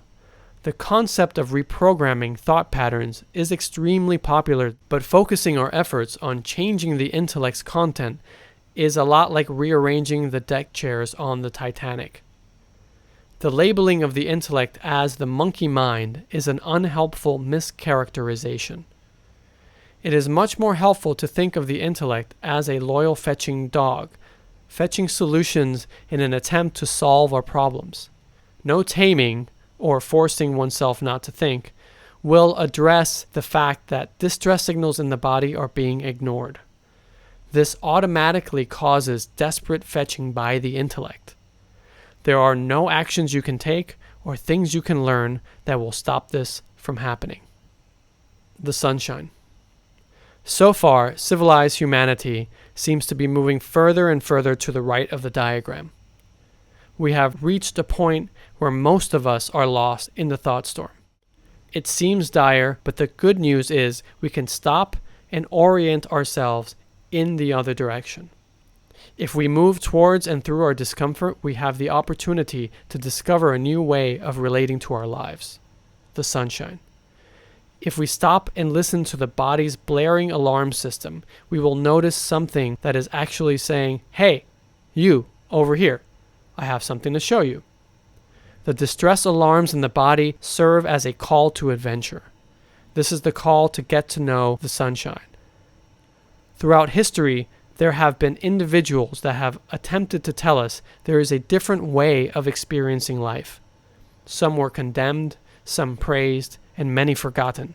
Humanity has become too caught up in the thought storm and its frantic pleasure-seeking to properly understand the message these individuals attempted to communicate. From our state of confusion, we have spread naive misunderstandings about concepts like heaven, nirvana, Sat Chit Ananda, and enlightenment. These notable and influential figures were actually speaking of a change in one's relationship to daily life that is much more nuanced, subtle, and deeply profound than what is sold in popular culture's marketplace of ideas. It is not possible for me to adequately describe what it is like to experience the sunshine. This way of living is truly personal and individual. I can say that it is not a goal to be achieved. The sunshine cannot be attained. There are no skills to be learned, actions to take, or behaviors that can be modeled to bring about the sunshine. You cannot reduce the sunshine to a logistical problem. In the sunshine, we realize that life is an experience, not a problem to solve. Life on the right side of the diagram involves constant, persistent evaluation. We look for pleasure in every single aspect of our lives. The closer we move towards the thought storm, the more we criticize and judge all aspects of our life. If we determine that something, someone, or some situation has negative value, we avoid or denounce it. If we judge someone or something to be a potential pleasure source, we cling to it. We see life as a problem to solve. The more solutions we attempt, the better. Quantity is what matters. Some traditions call the right side of the diagram Maya. You can also equate it to what some call the ego. On the left, we live a more qualitative experience. Some call this soul, heart, the Tao, or the poetic life. This is the experience of life as a work of art, which includes both pleasure and discomfort in an unfolding rich tapestry of events. The sunshine represents an alternative to constant evaluation. It is highly subjective and does not rely solely on inherited concepts. No one and no thing, nothing, can give this to you. So the trick is to figure out how to live in the sunshine and you'll be happy forever, right? Wrong. If we chase the sunshine, it becomes a goal and we remain stuck over on the right side of the diagram. This conundrum is the primary roadblock that halts real transformation in religious, spiritualist, transhumanist, and New Age traditions. People in these groups market a state of unity and bliss to the detriment of their followers. Heaven, enlightenment, Buddha nature, Christ consciousness, pure being, virtual life extension, and the authentic natural state are just idealized forms of pleasure permanence. This diluted, goal-driven thinking is a major pitfall that many of us fall into. Take note that the sunshine isn't pure pleasure. Just like the physical sun, the closer we get, the more it burns. As the story of Teresa of Avila's lanced heart demonstrates, pain and rapturous sensations can be closely intertwined. It is best for us not to make assumptions about what living in the sunshine will mean for us. We must find out for ourselves. The sunshine is always shining. While it is obscured by our desperate search for permanent pleasure, it is always available. In order to transform our relationship with life, we must clear the storm clouds. Slow your wave. Our lives are spent bouncing back and forth between distress and pleasure seeking. We do so at such a fast pace that we do not notice it happening. This behavior can be visualized as a high-frequency wave pattern, a fast wave. I strongly caution against blindly following those who sell escape from the ups and downs of life. The life wave is not something to escape, but it is possible for the highs to be appreciated and the lows to be properly understood for what they are: distress calls from the body. The objective is to slow your wave, not seek pleasure permanence. As the observer, it is possible to notice that one's current approach to interacting with the intellect and the body creates a never-ending cycle of compulsion. The more you are aware of your own discomfort, the less distress you will accumulate throughout life. The less distress you accumulate, the less you'll feel the compulsion towards pleasure-seeking activities. Deliberate observation over time will slow your wave. When you slow your wave, the distance between the pleasure high and the distress low decreases. It takes less effort to experience pleasure, and it becomes easier to tolerate distress. Extreme pleasure is no longer required to achieve a sense of satisfaction. The thought storm's clouds begin to lift, and the sunshine warms you. The lows become an opportunity to listen to the body and better understand the unfair expectations you've placed on the people, things, and situations in your life. Sit with it. In order to slow the life wave, we must cultivate a transformative habit. Sit quietly, without distractions, once a day, every day. How can something so simple transform someone's life? The skepticism is understandable. The thing is, most of us haven't ever tried sitting quietly once a day, every day. Sitting quietly and doing absolutely nothing is the antithesis of what our culture is all about. Everyone around us is caught up in action, compulsion, and pleasure-seeking. Sitting is so boring. A daily routine of sitting quietly without distractions provides us with the opportunity to feel the body and its discomfort. Observe and understand the thoughts that the intellect fetches the most often. Feel cravings for compulsive action. Train the intellect to fetch a daily reminder to sit, forming a habit. Sitting opens up the channels of communication with the body. When we sit, we begin to see our current predicament more clearly. We can feel that the body is not as comfortable and happy as the intellect suggests. We can observe that we have been self-medicating discomfort with pleasure-seeking activities. Quiet sitting allows us to make friends with the discomfort that we have repressed for a long time. It creates a space in which bottled-up discomfort can be felt without any distractions. Quiet sitting provides a glimpse into the actual present moment.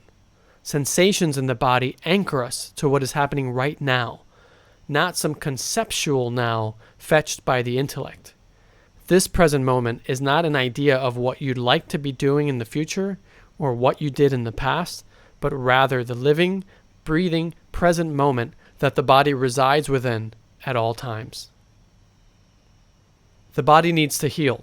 The constant underlying distress and the effects of our compulsive activities are very taxing on this delicate instrument. Its sensory alarms have been blaring non-stop with no outlet for most of our lives. Quiet sitting is an opportunity to turn our attention to the body.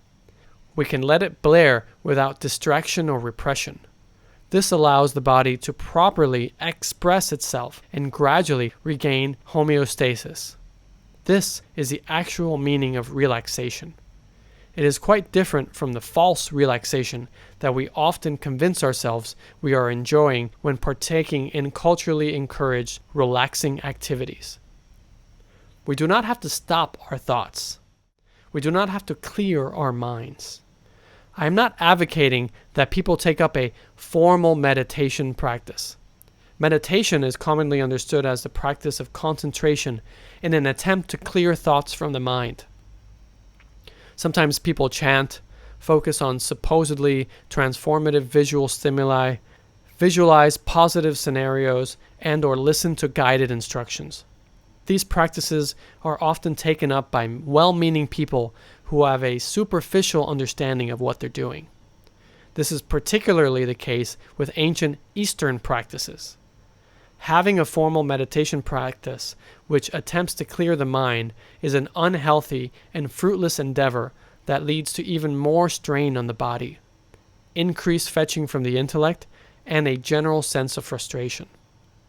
I am also not advocating for the practice of mindfulness, as it is currently marketed in popular culture.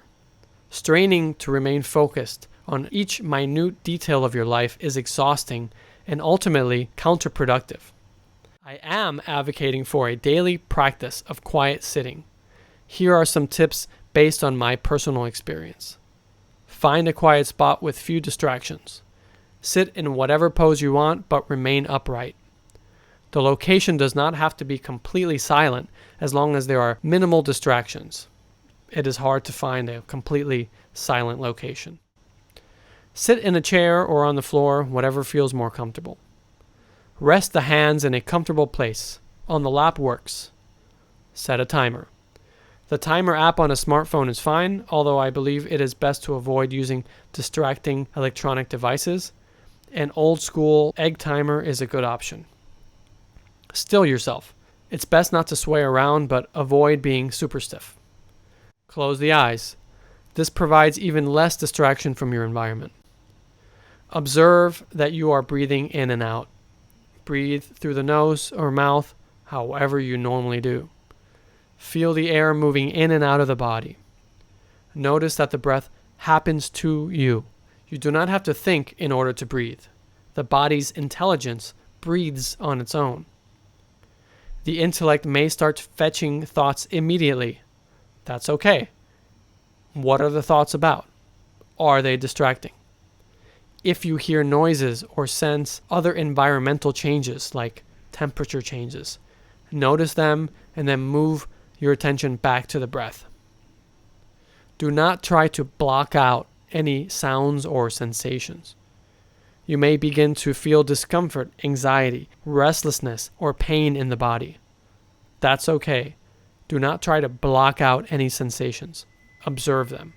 Feel the body from the inside. Feel its warmth. Feel the heartbeat and notice that it happens to you. The body's intelligence beats the heart on its own. Attempt to feel the following: toes, feet, ankles, legs, glutes, genitals, stomach, back muscles, chest, shoulders, arms, hands, fingers, neck, scalp, eyes, tongue, jaw, cheeks, lips, face, top of the head. Where is the discomfort? Have any of these body parts been ignored or gone unfelt for long periods of time? The intellect will continue to fetch thoughts. That's okay. What are the thoughts about? Are they distracting? Go back to feeling the body. Go back to the breath. Go back to the heartbeat. Coming back to the body is more important than any fantasy or sense of progress. The body is your anchor. It is important that once the timer goes off, you get up and the session is over. Go about your day as normal. Quiet sitting helps us become aware that some of the thoughts that the intellect fetches aren't serving our best interests. Sitting provides a chance to be more selective when accepting fetched thoughts. But there is a catch. It is futile to say to oneself, I no longer want to do X activity.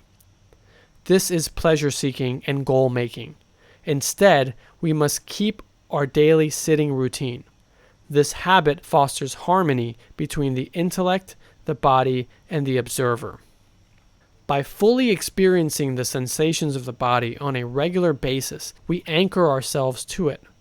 This anchoring allows us to stay grounded instead of being pulled back into the thought storm and carried away with compulsive activity.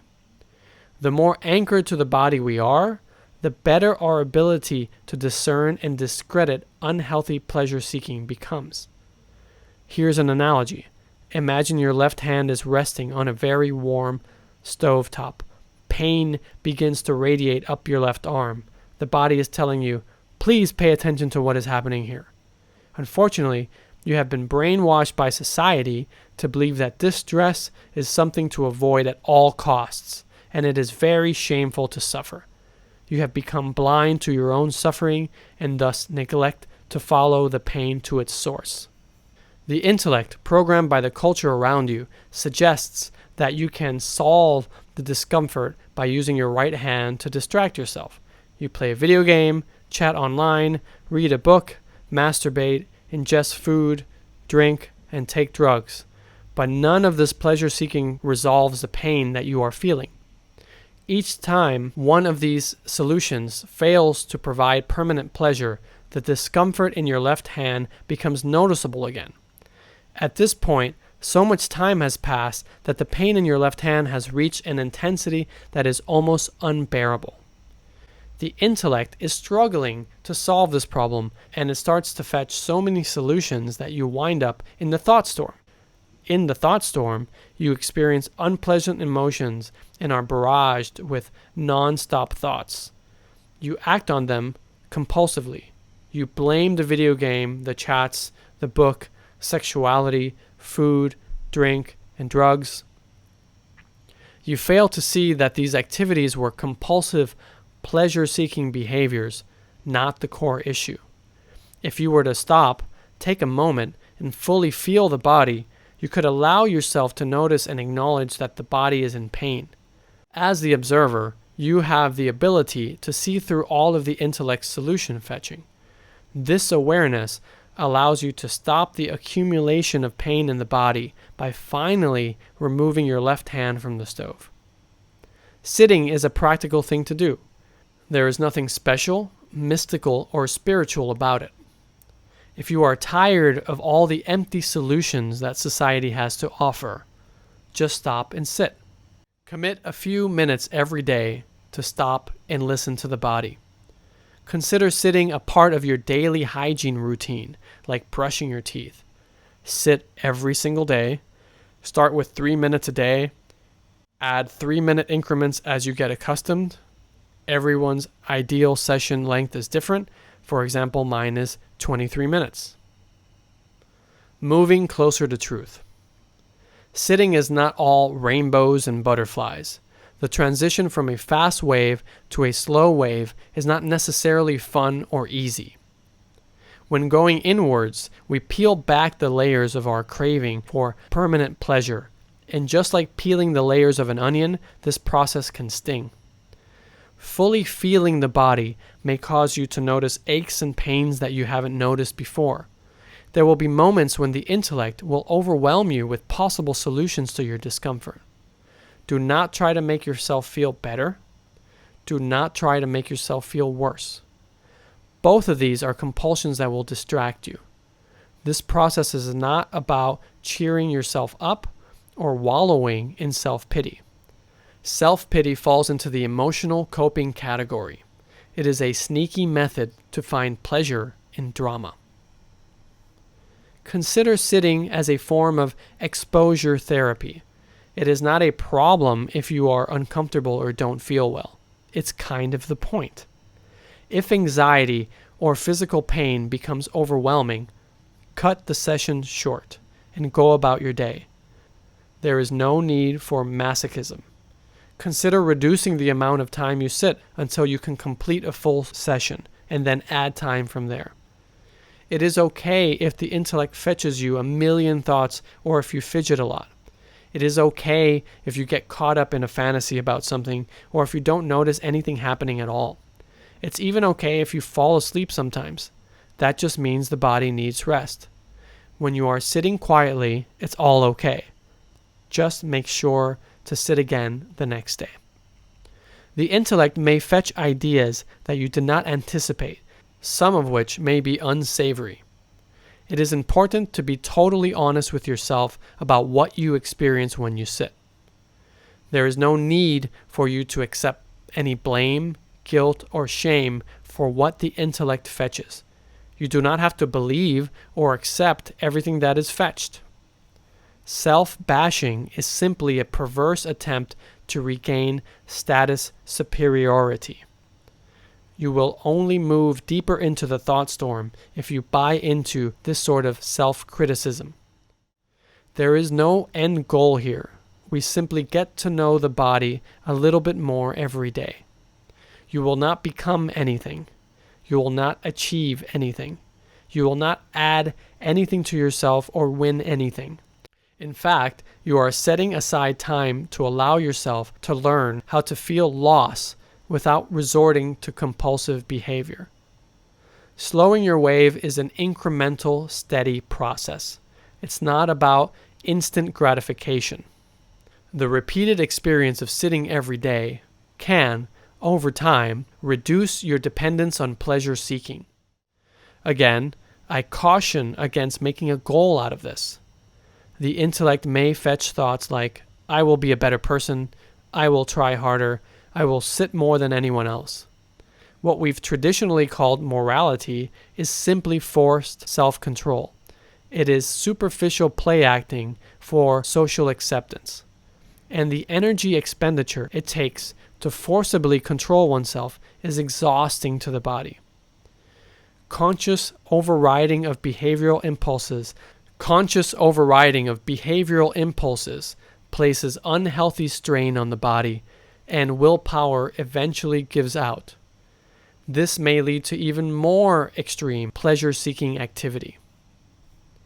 Your life won't miraculously improve after a few sessions. It is unhelpful to expect a particular result from a sitting session. Each will be different. Moments after sitting, you may move past initial discomfort and fidgeting to find yourself in a tranquil state. Or you may feel an extremely strong compulsion to act out on a favorite pleasure-seeking category. If this occurs, I suggest you go ahead and follow through with your desire. For example, if the intellect keeps fetching you the suggestion that a donut will make you feel better, and it doesn't let up, then go ahead and eat the donut. Observe and savor the taste. After the act, sit and get a sense for how the body feels. Does the body feel as good after eating it as the intellect suggested it would? Is the intellect now fetching you thoughts of regret and perhaps even guilt? What are you craving now? I must stress that an exception must be made whenever the intellect is fetching intense anger, violence, verbal or physical, abuse of any kind, or activity dangerous to you and or others. It is not advisable to act on these behaviors no matter how much you want to. Speaking from experience, the consequences of unchecked compulsive behavior can be long-lasting and devastating. If you find yourself in this scenario, extreme self-control of your faculties will be required until the compulsion subsides. After the impulse passes, it is important to consider the actual cause of the compulsion. The intellect fetched a dangerous compulsion to compensate for the loss of something that you previously expected would provide you with pleasure. What was that loss? As you observe the intellect's activity and begin to feel the body more fully, you may feel the need to talk to a friend, family member, and/or professional counselor about newly discovered thought patterns, compulsions, and discomfort. An honest and open conversation with someone who genuinely listens can be helpful. Discuss your struggle and learn ways to replace your unhealthy compulsions with others that are less harmful. During these conversations, remember that the real work of transforming your compulsive behaviors happens within you. Dialogue with others can be a healthy outlet, but always keep in mind that your real guide is you. Others can serve as support, encouragement, and share helpful concepts with you, but only you can take responsibility for slowing your wave. The only way to slow your wave is to sit every day. Some traditions advocate forms of active meditation, such as mindful walking and chanting. These may have some health benefits, but will not slow your wave effectively because these techniques require activity. The point of sitting daily is to reduce activity to the point you can observe what you were not able to previously due to your constant doing. Laying still is another popular variation of meditation. While this may be a useful practice in some ways, Sitting upright maintains a particular state of awareness in the body and is preferable. Laying down often shifts the body into a pre-slumber state, and one loses the sense of focus that comes with sitting upright. Byproducts. As we cultivate a slower wave, there are byproducts that arise naturally, without effort. I run the risk of creating a goal for you listing these, but the text would be incomplete without describing them. So here goes. Living in the first person.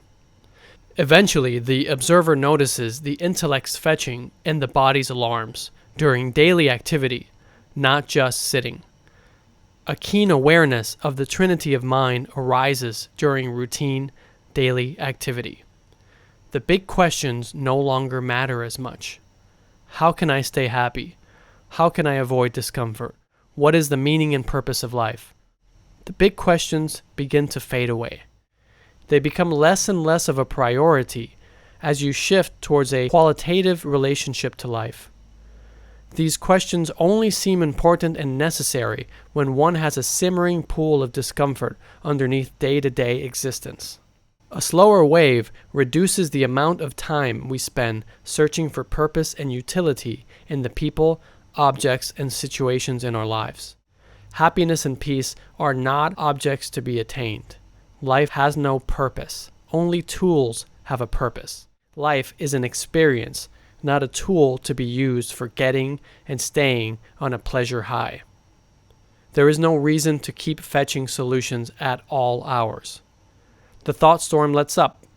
As you move towards the left of the diagram, the intellect becomes a thought drizzle.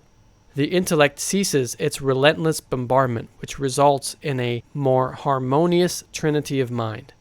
Thoughts never cease completely, but their quantity is reduced and their quality improves.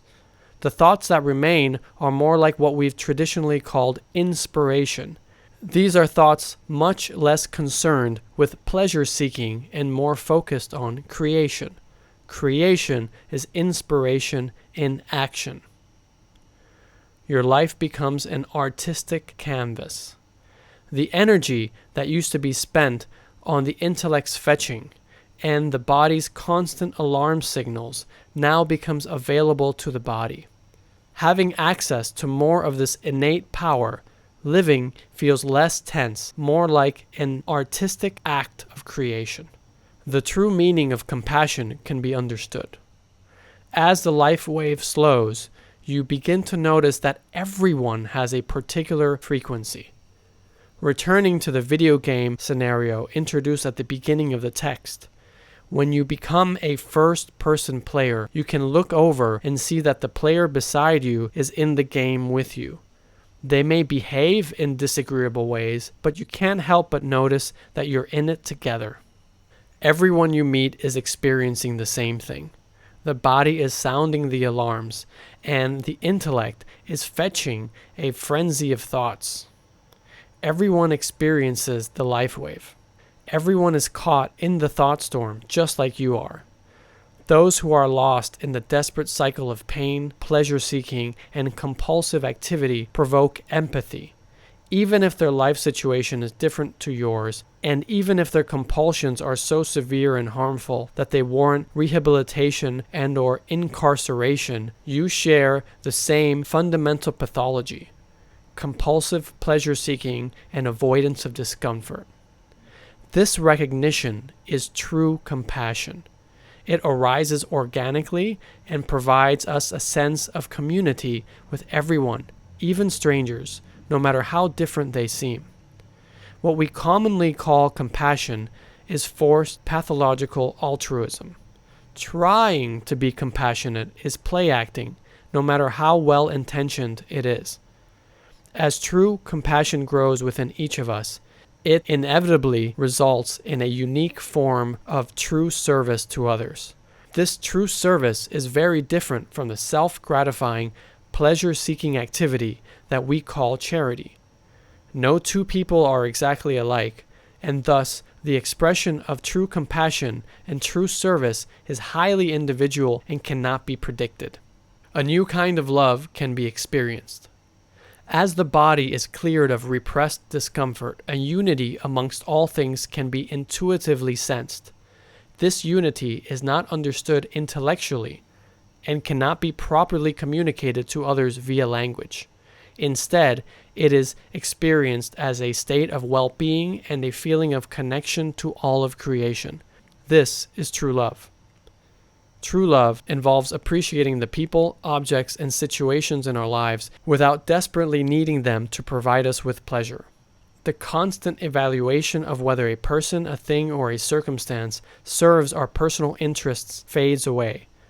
Most of us have never been fully immersed in true love, but it literally takes no effort to experience it once the thought storm lets up. In this state, status quo love is exposed as the fraud that it is, comprised of transactional relationships rooted in compulsive neediness. These byproducts cannot be sought or achieved. You will remain in the thought storm if you make them a goal. Your priority must be to sit every day. Over time, you will slow your wave, and, if you are fortunate, the thought storm will give way to the sunshine. Courage. Quiet sitting may seem like a passive thing to do, but in actuality, it takes courage to sit while the rest of the world is spinning out of control. While everyone is caught up in a storm of activity, the thought of stopping and sitting quietly is a radical one.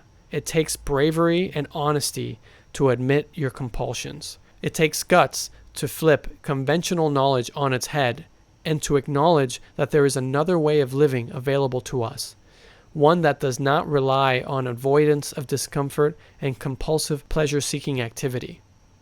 If you have the courage to sit with it every day, this new way of living can arise organically. It must be experienced in the first person. There is only one way for you to know if there is any validity to what you have just read. Find out for yourself.